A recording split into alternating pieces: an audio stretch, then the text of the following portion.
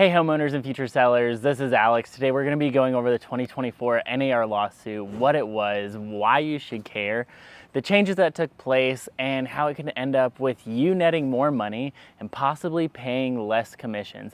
Make sure you stick through to the end of the video where we'll be getting into the nitty-gritty of if you should be paying a buyer's agent and how much. So let's dive into it.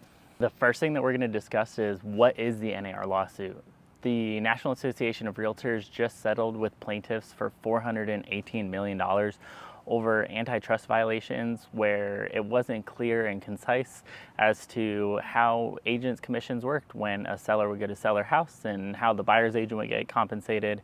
And due to that, these new changes came about that are affecting the entire industry, how we operate, to be a better and more clear industry as a whole. The next thing that you need to be aware of is that buyer's compensation is no longer offered in the MLS.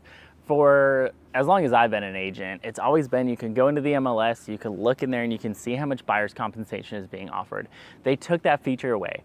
Now, the point of that is some agents, as unethical as it kind of was, they wouldn't go show homes or would try to steer their clients away from homes where maybe as much compensation isn't being offered.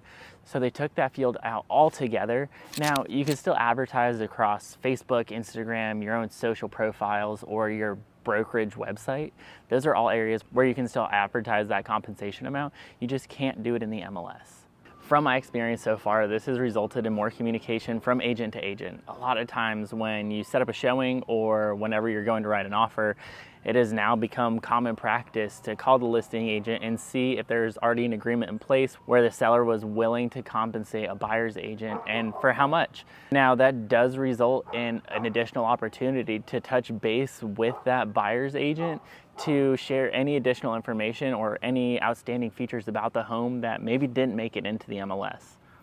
Now this last thing is going to be the most tricky, but the most beneficial to making sure that your home sells for the most value and that you end up netting the most amount of money at the end of the day.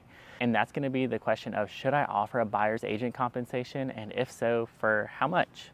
And that's a tricky question to answer. Whenever you sell your home, and what decides if it sells for the most money is you want to make sure that you're pricing the home right, that you're getting the right kind of marketing and advertising out there, that you're working with an agent that communicates and networks well with other agents to make sure you're getting the most exposure on your home as possible. There are some drawbacks to not offering a buyer's agent commission. What I'm personally telling my clients whenever they ask me this question is I would still recommend offering a buyer's agent commission.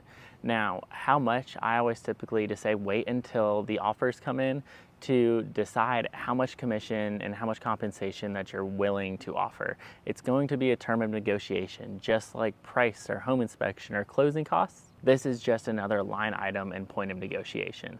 I still recommend paying a buyer's agent commission because at the end of the day, you want to entice buyer's agents and buyers to come and view your home. And if you're not offering that buyer's agent compensation, then that means that the buyers are going to have to come up with that extra money. And not all buyers have that. From what I've seen so far, when sellers aren't offering compensation, a lot of the times buyers will take that into account and will adjust their offer accordingly. So maybe they'll offer at a little bit lower of a price, or maybe they'll ask for additional closing costs to be able to compensate their buyer's agent. So if you want the most number of buyers coming into your home and touring and writing offers to get you that highest number and to get you into a bidding war, then a lot of times, in my personal opinion, I think offering buyer's agent compensation is still the way to go. If you found this video helpful, make sure you like, comment, and subscribe. Every single subscriber and every single interaction means the world to me, so I appreciate you guys. And if you're curious as far as what your home might be worth, go ahead and look at the link in my bio, and it will take you to a free home evaluation tool to let you know what your home's worth.